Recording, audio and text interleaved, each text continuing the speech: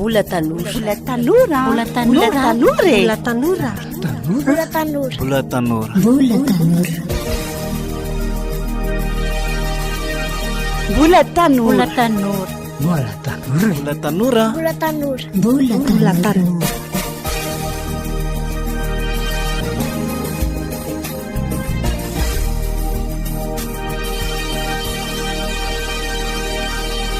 dia fifaliana indray no iarahana miaraka aminao amin'izao fandaharan'izao. Fotoana maromaro izantsika dia niretsaka famelan-keloka. Tsy vitantsika mihitsy ny tena mamela heloka araky ny tokony ho izy raha tsy fanandray mifamonjena alohantsika. Anitsika dia hiresaka n'izany famonjena izany aloha dia hitantsika fa asan'Andriamanitra lehibe ilay izy. Izy tantara moa any amin'ny farany andiniantsika an'izay.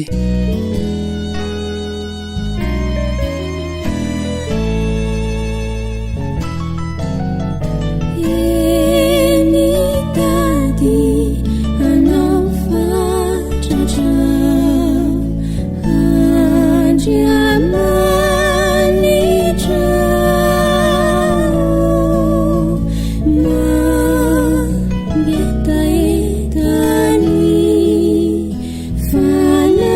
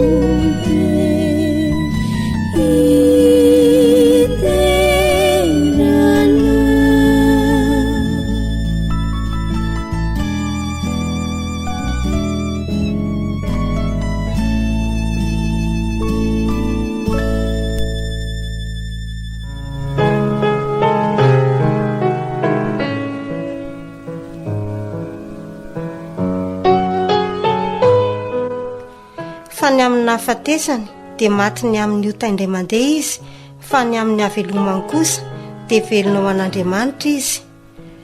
Ary eo ka ho tahaka izany koa ianareo, ka ny tenanareo dia ataovy efa maty ny amin'ny ota, fa velona ho an'Andriamanitra ao amin'ny Kristy Jesosy. Romanina 9:10-11.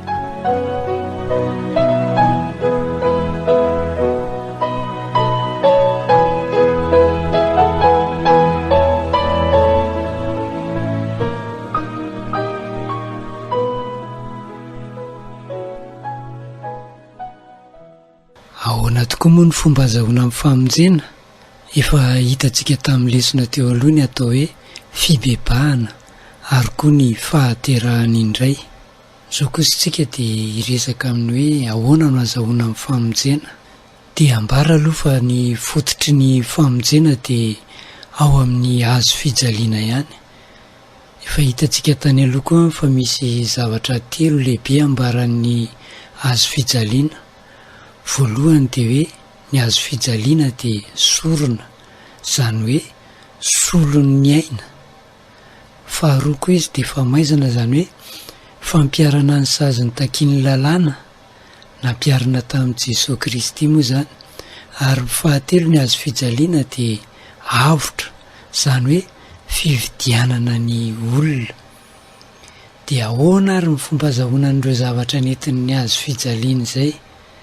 Voalohany jerentsika amin'izay aloha izany dia hoe ahoana tokoa moa no ambaran'i Jesosy Kristy mikasika an'izay hoe fiarahany amin'ny olona mino izay, na hoe mpianany. Misy tena hoe fiarahany manokana amin'ny olona izany. Dia andao aloha jerentsika ary izay ambarany mikasika an'izay.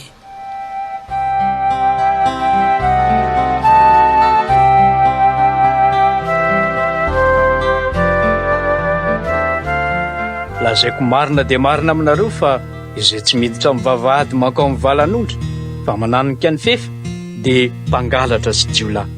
Fa izay miditra amin'ny vavahady no mpiandry ny ondry, ny mpiandry no voan'ny mpiambina vavahady, ary ny ondry mihain'ny feon'ny mpiandry izay miantso ny ondriny araka ny anarany avy sy mamoaka azy. Rehefa tafavoakany avokoa ny ondriny dia lasa izy mialoha azy ary manaraka azy ny ondriny satria mahalala ny feo. Ny vahiny kosa tsy mba harahan'ny ondry fa handosirana satria tsy fantany ny feon'ireo vahiny. Izany fahanoarana izany dia nolazain'i Jesosy tamin'ireo Jiosy, kanefa tsy azon'zareo ny zavatra niresahany taminy. Dia ondray Jesosy: lazaiko marina dia marina aminareo fa izaho no vavahadin'ny ondry. Mpangalatra sy jiolahy avokoa izay rehetra tonga talohako, fa tsy nihaino azy ny ondry. Izaho no vavahady. Raha amin'ny alalako no hidiran'ny ondry dia ho vonjeny izy ary ho afamiditra sy mivoaka ny vala sady ahita tanimbilona. Ny mpangalatra dia tsy tonga raha tsy hangalatra sy hamono ary andringana. Izaho kosa no tonga dia ny havelona aina ny ondry ary hahavelona aina azy tsy misy fetra. Izaho no mpiandry tsara. Ny mpiandry tsara no manolotra ny aina hamonjena ny ondry. Ny mpikarama kosa, no izy tsy mpiandry sady tsy tompon'ny ondry, dia mandao ny ondry sy mandositra raha vao mahita ny ambody tambsy. Ka ny ambody no misambotra ny ondry sy mampiahaka azy. Ny mpikarama no mandositra, dia satria mpikarama izy ka tsy raharahainy akory ny ondry. Izaho no mpiandry tsara, fantatro ny ondriko ary ny ondriko mahafantatra ahy. Tahaka ny hafantarany ray ahy sady hafantarako ny ray, ary manolotra ny aiko aho hamonjena ny ondry. Manana ondry hafa izay tsy avy amin'ity vala ity aho. Ireny koa dia tsy maintsy tarihako, ka hiaino ny feoko ary ho tonga andiny tokana entiny mpiandry tokana. Ny itiavan'ny ray ahy dia satria manolotra ny aiko aho mba handraisako azy indray. Tsy misy manaisotra ny aiko amiko, fa izaho ihany manolotra azy. Manana fahefana nolotra ny aiko aho ary manana fahefana ndray azy indray. Izany didy izany no azoko tamin'ny raiko. Dia nisaratsany andray ny Jiosy noho izany teny izany. Maro tamin'ireo no nanao hoe: nondranondrano io sady verisaina, ka inona no nenonareo azy? Ny sasany kosa nanao hoe: tsy mba tenin'olona azon-demony izany. Demony ve mahay mampahiratra amin'ny mason'ny tsamba?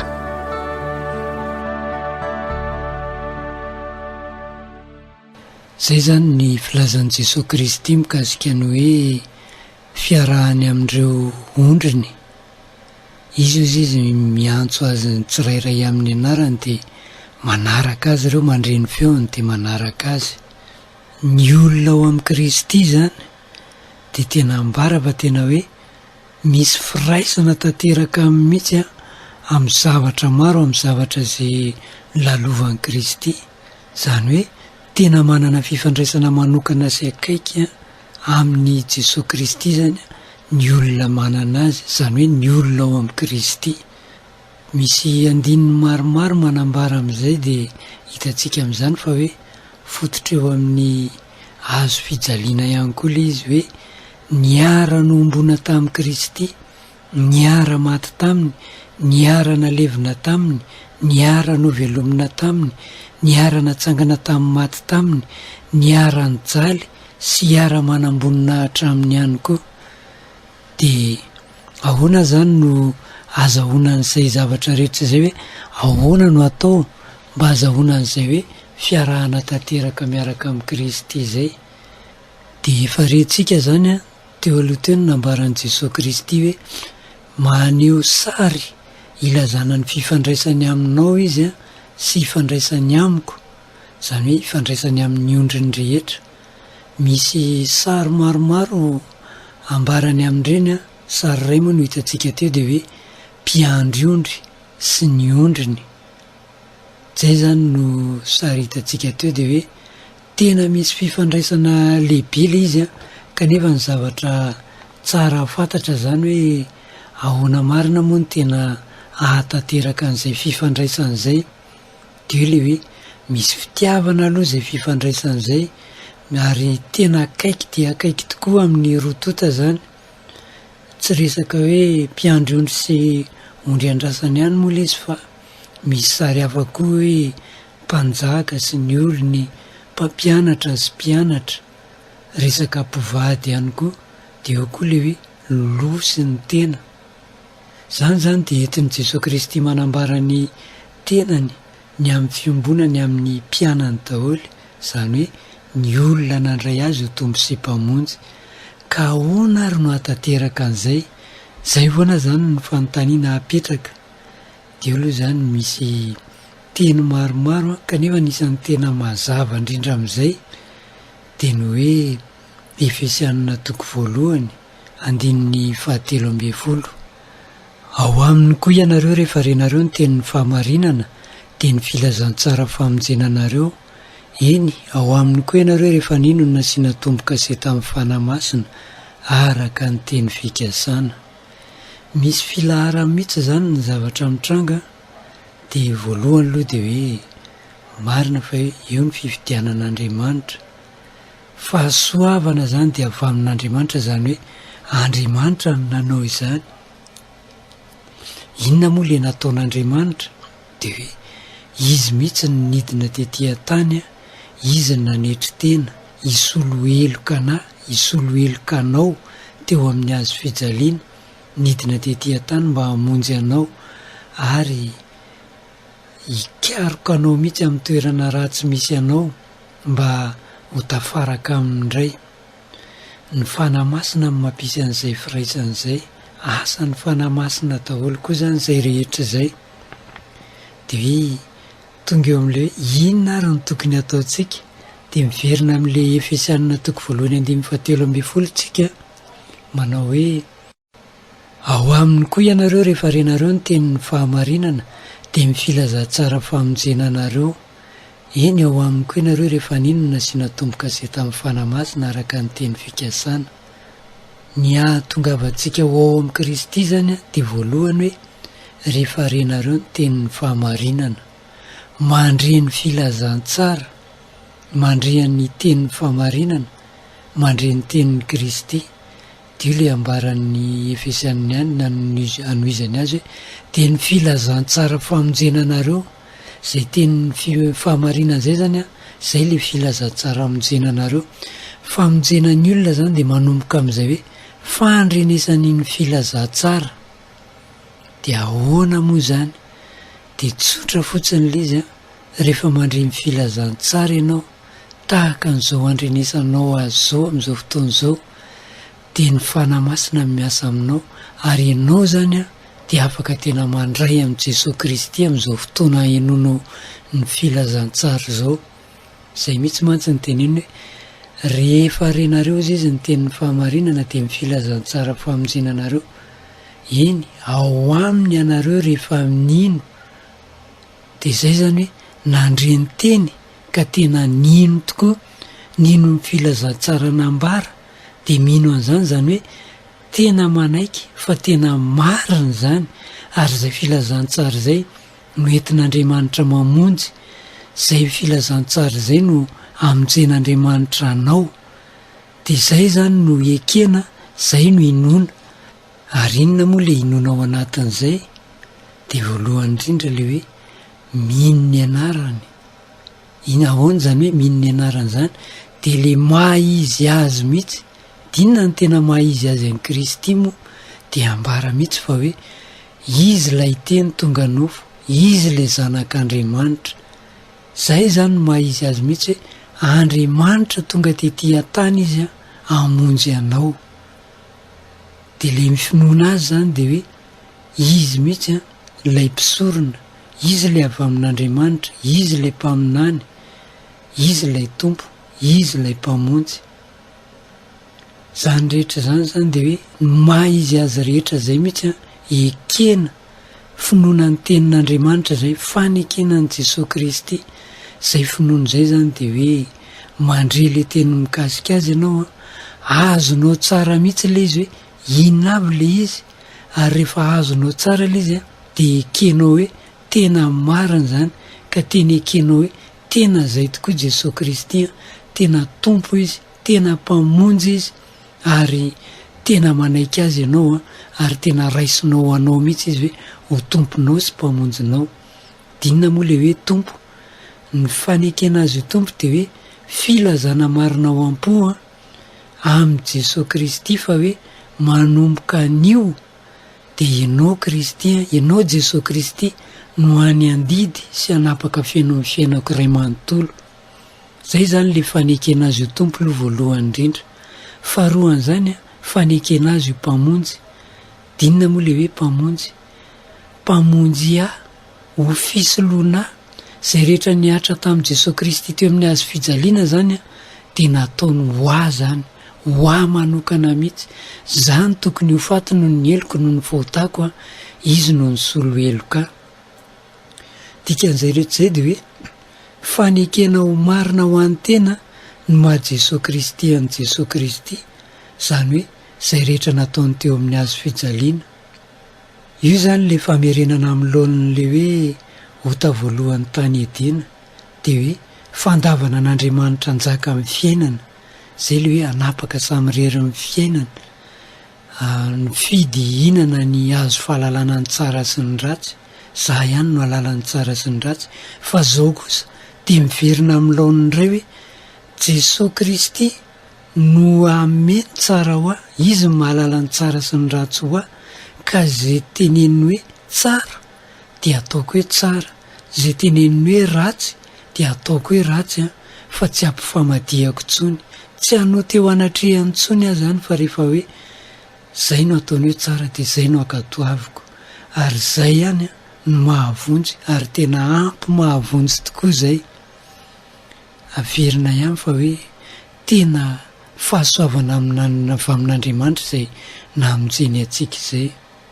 Efesianina 2:9-5 sy 7.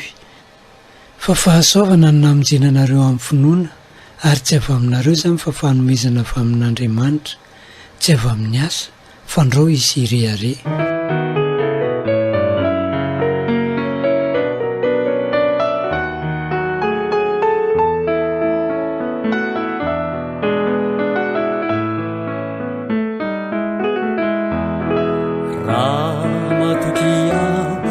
Manova lay fianana mandrakizay dia tsy no ny asa vita, fiainako ny arana hita, fiainana zay nanalavitra ny ray fa no ny finona miny foko fefa maty anao anafakay teny tsangana indray ufanamarinaanay tsapako fa tena tiana raha matoky afa hoe mandova ny fanahina olo nanova sy mandresy latray fa ianao no tompo ay manome fiainana mandrakizay izy ianiko no manavao ery hijoroko anompo anao izy no mitarikay ka mahatonga io say itsoro favolombelona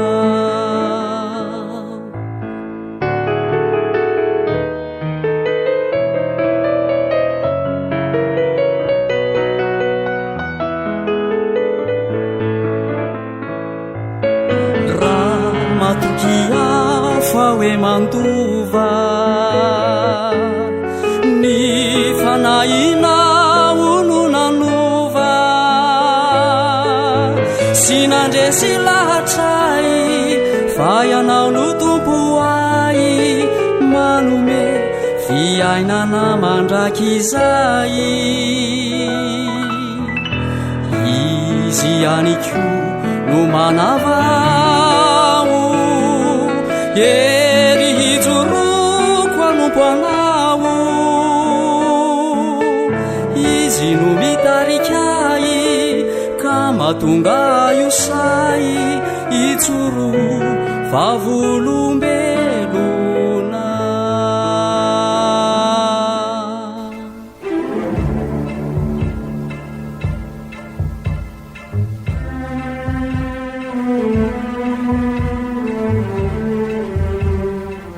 ilay fanasana lehibe tantarany tsoahana avy tamin'ny lioka toko 470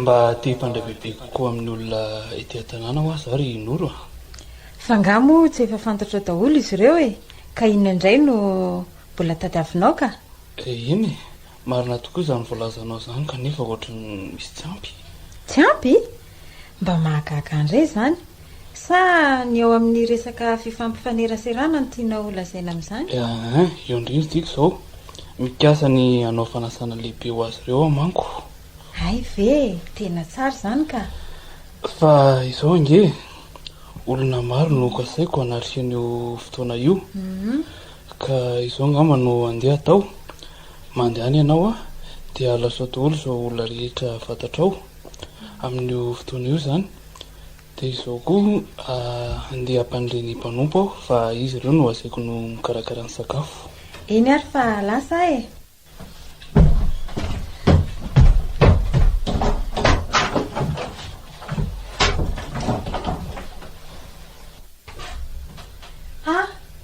kosa eto ngaranariko aleo izy tonga dia ilazako manao ao ny ngaranary moanahoany noro ranary manasanao zay mba ho tonga any aminay ara-misakafo e ay ia dia misaotra anao fa dia reoko aloha zay e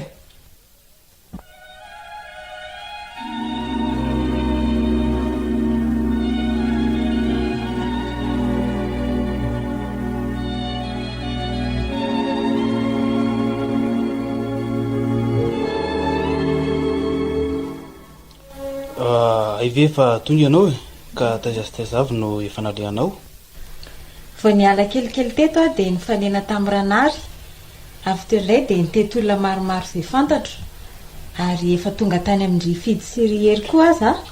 Ay, tsara zany. Fa andeha jerikely izay nahandro tokoa aloha na efa vita izy izay na tsy. Ndahoary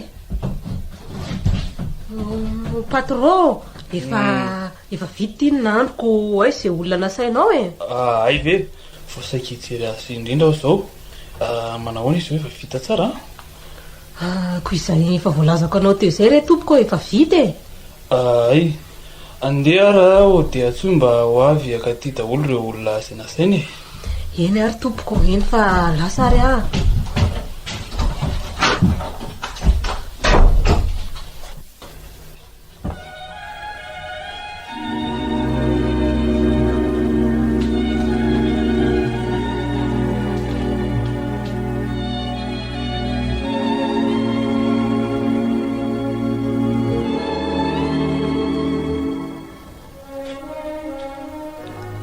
Izao ihany ary ty ramatora velo milaza fa hivaritra ny taniny amiko.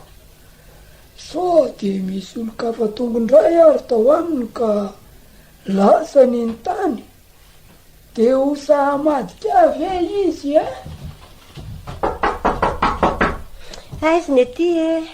Ao dia. Zay kosa ngafa tonga izy. Mandroso fa aty any e. No everiko fa tsy tratrako aty intsiny ry miseranary. Fa nahoana na tonga anao hiteny an'izany? Ka somary efa taratara ihany manko aho vao tonga aty aminaoko. Za koa zany eka efa tena mafy fa hoe tsy ho tonga ianao koa ianao tonga ihany.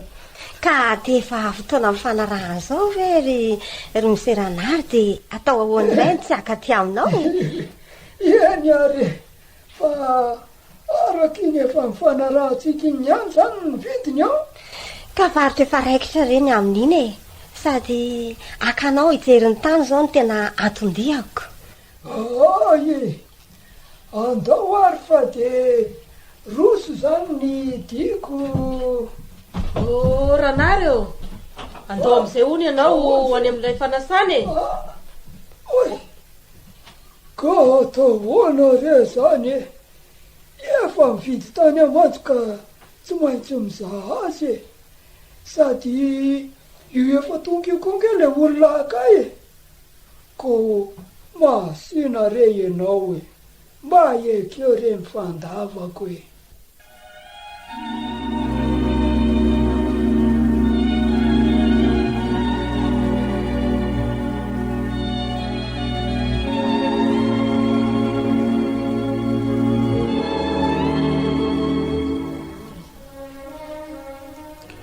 Folo zany no indray amidinao amiko a? Zany indrindra satria tsy maintsy mivaritra ireo a. Na ray taratasy manko a ka tsy maintsy mandeha midina an'io dia an'io ihany ho any an-tanindrazana ihany. Fa inona no voalazan'ilay taratasy no dia efa mahamaika be anao tahaka izao? Araka iny voalaza ao anatin'ilay taratasy dia toa hoe maharary mafy eo ny dadako ary efa nandaniana vola be ihany ao. Hitako moa se dia 10 no ataondray mivarotra. Ka tsy hitanitsy inony sady mbola misy trosan'olona ihany koa anie araka iny voalaza. Ay, ataona se a rehefa mahazo mitsaroko dia izay ny zava-dehibe. Sady ny herim-po koa ny fanary. Marina mihitsy zany ny fidy. Fa andao amin'izay ary ianao e. Andao raha andeha hijery aniombonao e. Ringara fidy eo. Andao amin'izay ony ianao any amin'ilay fanasany. Ngamba tsy afaka amin'izany aho e. Satria efa hividy 10 aho. Ary andeha mandatra azy any aho izao. Masina anie ianao e. Ekeo ny fandavako.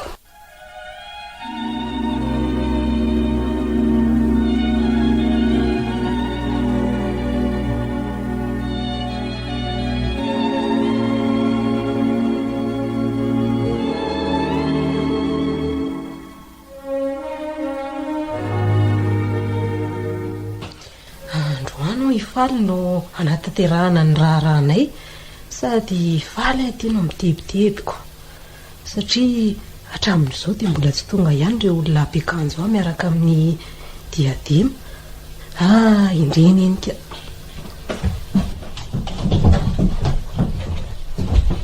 Vola makanesa ao anefitra ao iny ianao e. Eny ary fa ho avy aho e.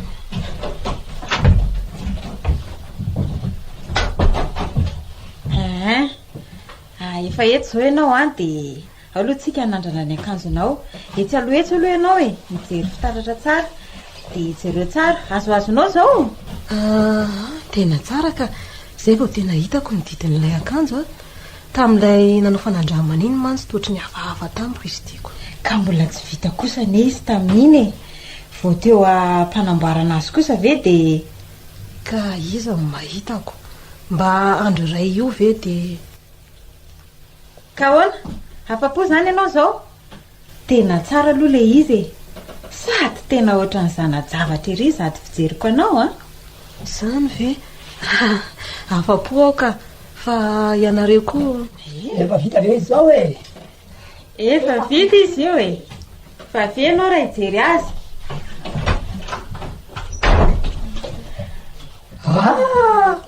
Saika tsy fantatra ianao firovola. Tonga aty aminao fa andao amin'izay hono ianao any amin'ilay fanasana. Tena tsy ho afaka amin'izany mihitsy ako. Andro any anie ny andro ampakarako vady e.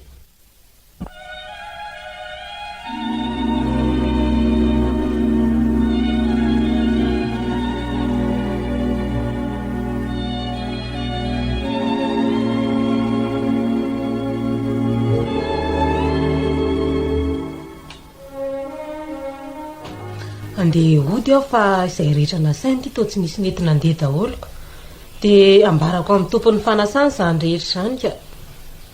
Iny tazako iny ny hiraka izay nalefa mba hiantso ireo olona nasaina dry ary to izy rery dia izay tompoko tsy misy nentina andeha daholo ireo olona nasainao. Fa nahoana ary inona no antony? Tany amin'ny ingaranary aho tompoko fa efa nividy tanony izy ka tsy afaka fa andeha jery zany. Ary ingarafidy na nahoana izy? Izy koa ny tompoko efa nividy 10 ka andeha mantatra izany e. Ay, ary ny any ingarafaly na nahoana no lazainy?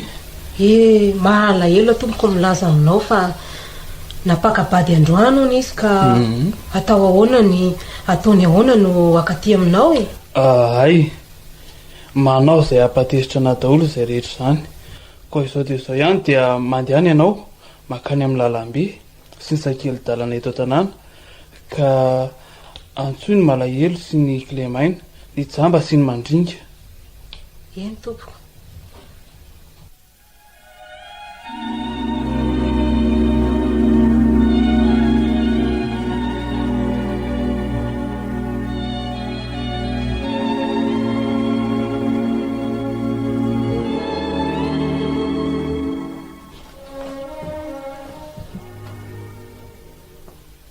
Aleo aho aloha eto amin'ny lalambe eto ka eto no iantsantso izay mandalo eto.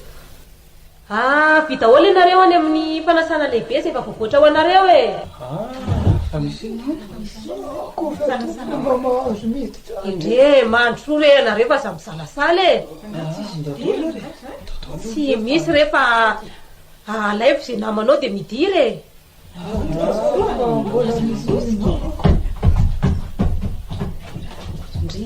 Aika kilemaina ity olona ity e. Avy mandro ianao ary eto tantanako e avy re.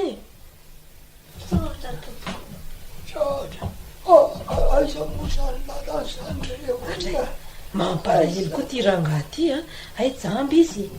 Avy koa re ianao e avy io tantanako dia andehitsika miditra e. Eto ianao zany mipetraka ary ianao etsy ianao. Saotra tompoko, saotra.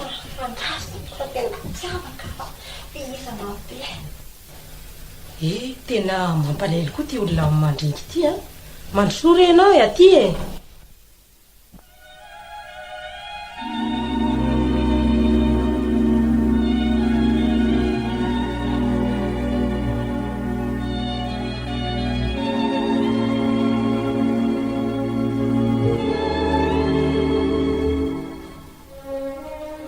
efa natao zay rehetra efa nandidinao tompoko nefa mbola tsy feno ihany ty ny tranoko. Ay, mandeha nandray raha makeny amin'ny lalambe sy ny sisim-boly e. Eny ary tompoko. Saika diniko a fa izao e, mba hafeno ny tranoko dia tereo mihitsy ny olona mba akaty amintsika hiditra. Azonao zany a? Eny tompoko, atao ane tompoko zay tianao. Vita hoana anareo any amin'ny fanasana lehibe zay efa voavoatra ho anareo re olona.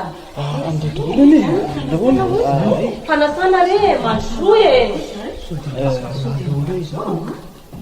Andao re midira fa aza mitsotsoka midira re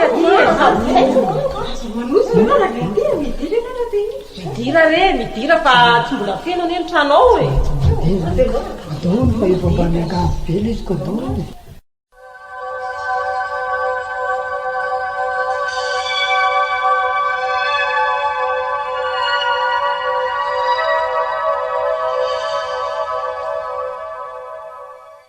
Nanao ahoana? Efa feno tamin'ireo olona ireo ka. Ay, tsara zany. Fa lazaiko aminareo fa tsy isy anandrana ny nahandroko ireny olona nasaiko ireny na dia ray akory aza.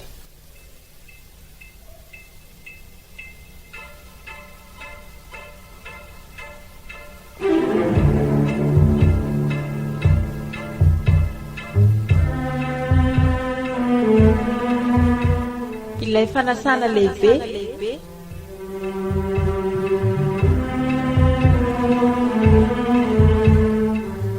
Tantara no tsy hoana avy tamin'ny lioka toko 420.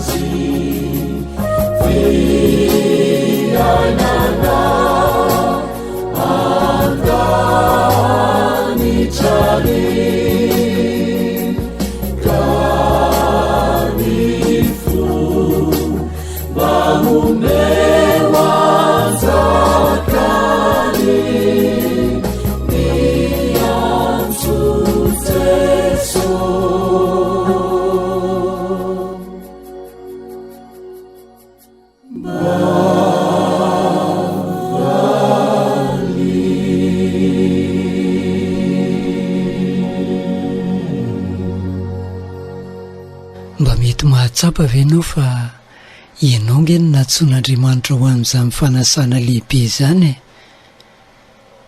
Tena nandriny filazantsara ianao, ary amin'izao fotoana izao a, ny olona rehetra eran-tany dia saika efa nandriny filazantsara daholo. Ekena aloha mbola misy maro no tsy nandre izany, ary ao koa le minitsy andre mihitsy, manampy-tsofina mihitsy tsy te andre, ary mandrara ny filazantsara tsy ho toriana. Fa ianao kosa malalaka ny fitoriana amin'ny filazantsara eto amintsika. Nandre ianao, renao tsara mihitsy a, fa tena tonga tetỳ tany Andriamanitra, tonga nofo izy a, mba hitady anao, mba hamonjy anao. Dia ianao irery mihitsy, ho anao irery mihitsy izany famonjena izany. Ny olona hafa dia tonga tany aminy koa Andriamanitra, fa ho anao manokana mihitsy a, ahoana ny nandraisanao an'izany? Ianao no nasain'Andriamanitra hoe hiaraka aminy, hiarifaly aminy, hiara-miaina aminy ao anatin'ny fahasambarana mandrakizay. Manaiky an'izany ve ianao? Manaiky hiaraka aminy amin'izany fanasana lehibe ataon'izany ve ianao? Ny safidy dia anao irery ihany. Be da be tokoa ny zavatra mety eritreretinao atao eto an-tany. Mety ao no hoe mbola anao an'izao, mbola anao an'izao, mbola misy zavatra ataoko ohatran'izao. Mety mieritreritra koa ary ianao tsotra kely fotsiny hoe mbola tena mpanota be mihitsy aho ka tsy mendrika hiaraka amin'Andriamanitra. Tadidio a, fa raha amin'izany toeranao mampanota be anao izany ny mbola hijanonanao, dia tsy hiatsara mihitsy ianao, fa Jesosy Kristy inge tonga hanafaka anao amin'izany ota izany, tena hamonjy anao amin'izany izy a. Ka na tsy tena mbola fantatra ao tanteraka ary izany hoe fiainana miaraka amin'izany, fa ohatra ny tsinjotsinjonao fotsiny, dia ekeo Jesosy Kristy ho tomponao sy mpamonjinao, fa tena hiditra amin'ny fiainanao tokoa izy.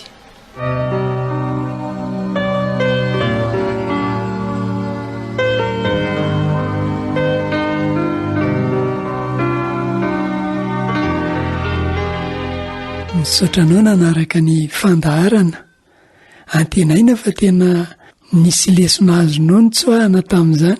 Raha manana zavatra ambara ianao dia afaka mandray anjara koa, azonao antsoina ny 034 47 887 11 na ny mail fbb.svm@gmail.com. Hitahanao amin'ny andronao rehetra tokoa ny Tompo, mandra-peo ndray ary. Mbola tanora. Mbola tanora. Mbola tanora. Mbola tanora. Mbola tanora. Mbola tanora. Mbola tanora. Mbola tanora. Mbola tanora. Mbola tanora. Mbola tanora. Mbola tanora. Mbola tanora.